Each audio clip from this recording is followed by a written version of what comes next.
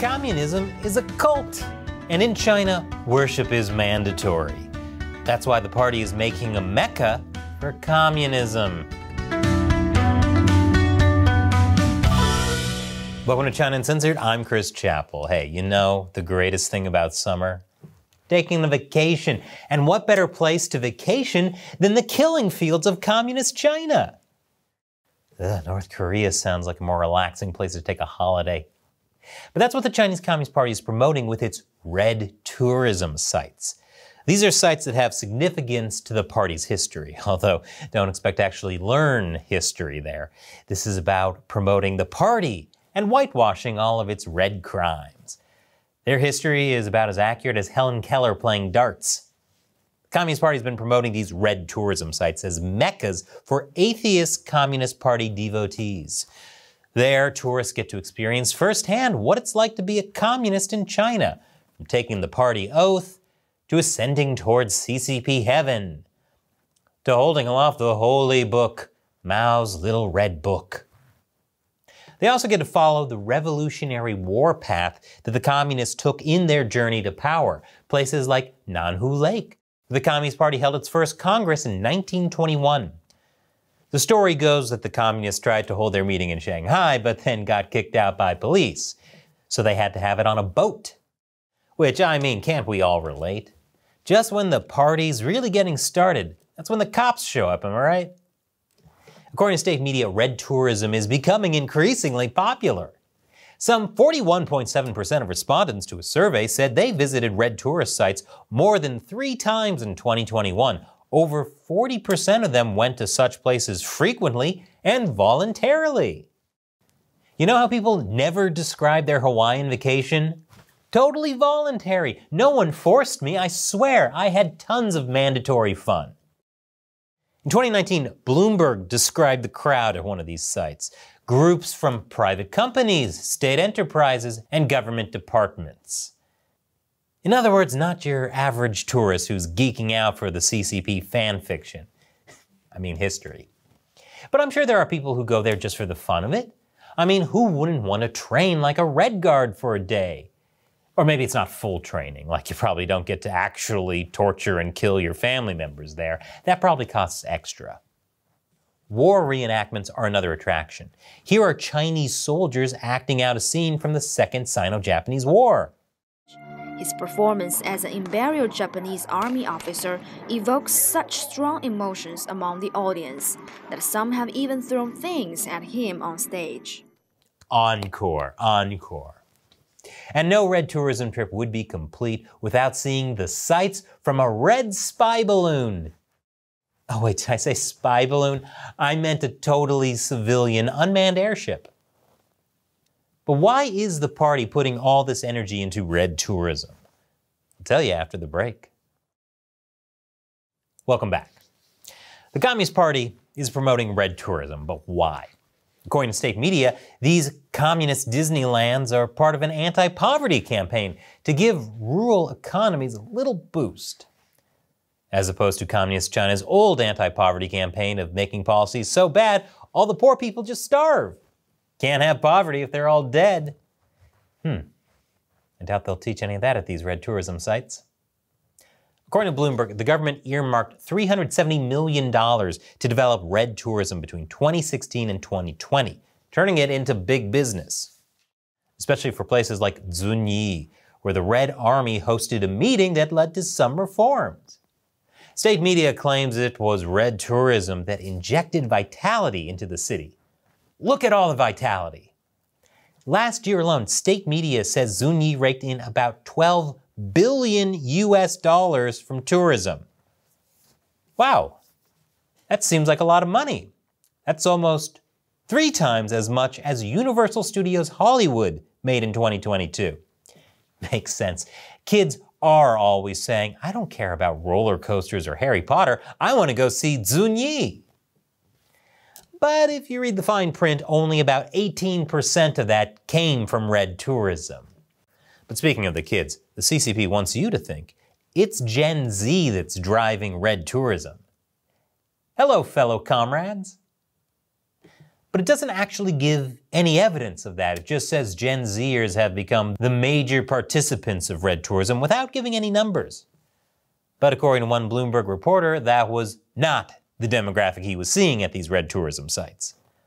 So I'm here at the Jinganshan Revolution Museum, which is a very popular spot apparently. There's lots of people here today, mainly older people, and they're attired in red caps, red scarves. I wonder why China's young people aren't going. They should have a lot of time on their hands now that youth unemployment is at a record high. So it's mostly older Chinese who are there because of their job. Their idea to lift rural areas out of poverty is basically boomer field trips. Brilliant. But what about foreigners? If it's such a big hit in China, surely there are foreigners flocking there too, right? According to state media, loads, like delegates from several foreign countries, including Cuba, Vietnam, Cambodia, Laos, and African countries. Yes, unspecific African countries. And when foreigners come, China will be ready for them. At one red site, there are about 80 guides working in Chinese, English, Russian, Italian, and Japanese. Yes, I'm sure the Japanese are going to love this. How inspiring. So why is the party really going to such lengths to promote red tourism? Well, there's a much more sinister reason than fighting poverty. And I'll tell you what it is right after this break. Welcome back. China says it's promoting red tourism to alleviate poverty. But is that the real reason? Red tourism in China isn't actually new. It's been around for quite a few years already.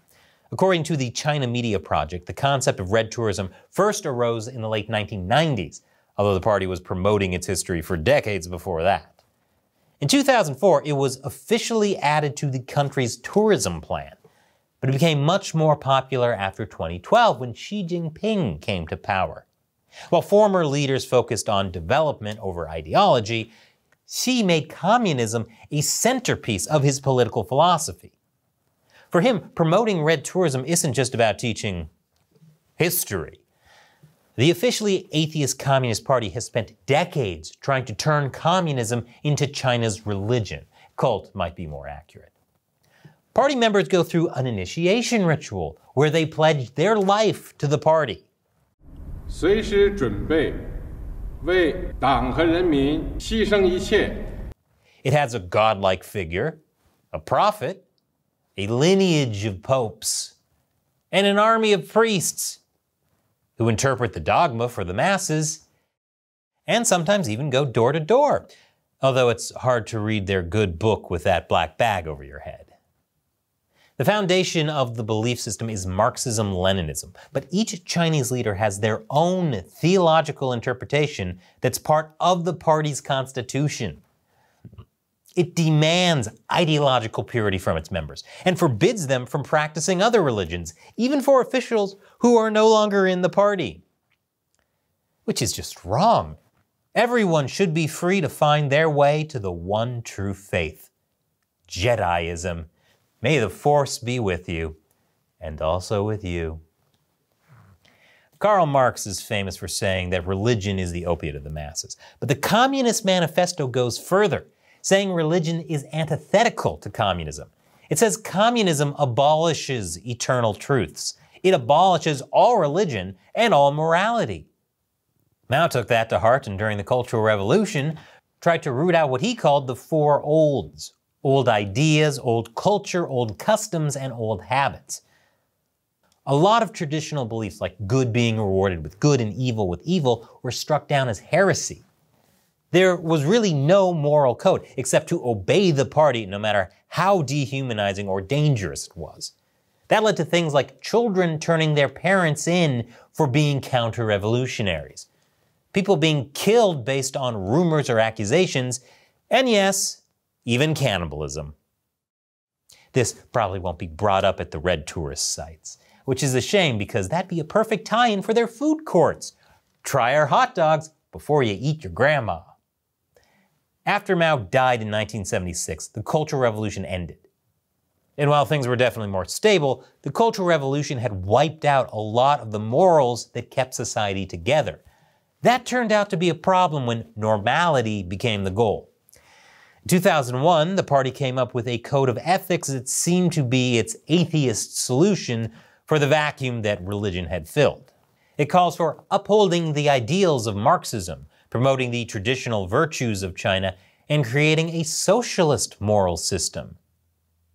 Yes, clearly the problem with the Cultural Revolution was not a strong enough belief in the ideals of Karl Marx. But here's where it starts to sound really preachy. It says that to promote the fine traditions set by the party leaders, people must inherit the red gene and renew the spiritual lineage. The red gene? I always thought communism was just a bad idea. Apparently, it's a disability. The spiritual lineage and red genes part is referring to its revolutionary spirit, which party leaders are hoping to pass down to younger generations.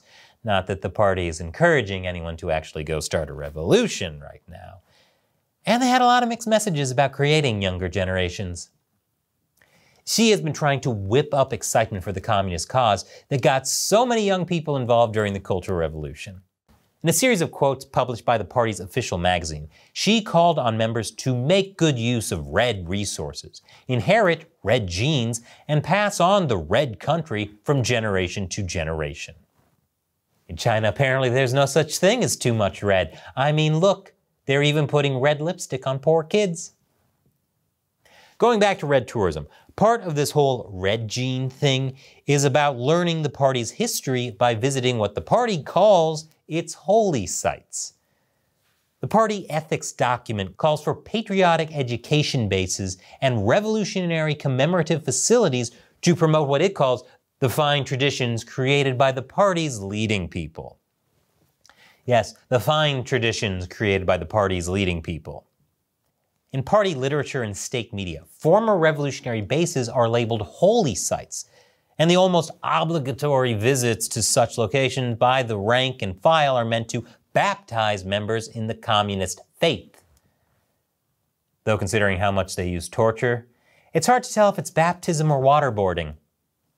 So what do you think of red tourism? Leave your comments below. And remember, China Uncensored wouldn't exist without your support. Leave a like and a comment, and join the China Uncensored 50-cent army.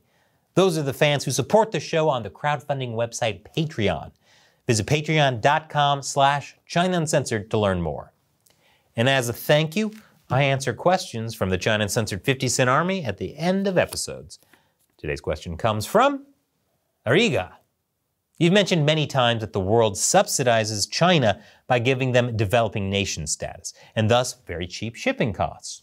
What is the process to get this changed, and how can we help? Great question. So for instance, China still classifies itself as a developing nation with the World Trade Organization, even though it's the second largest economy in the world. It gets loads of subsidies and benefits because of it, but get this. There's no process for changing that in the WTO. A country gets to declare for itself if it's a developing country, and China's not going to say otherwise while getting its benefits. Could we kick them out of the WTO? There's also no process for that. So what can be done? Well, we have to tell our elected officials to get tough on China. When every country in the WTO starts demanding accountability because the people of those countries are demanding accountability, that's when things will change. That's why I'm so grateful for all the help fans have given in making this show possible. Together, we are changing how people view the Chinese Communist Party, and we are making a real difference. Thanks for your question and your support. And thank you for watching. Once again, join the China Uncensored 50-cent army over at patreon.com/China Uncensored. I'm Chris Chappell. See you next time.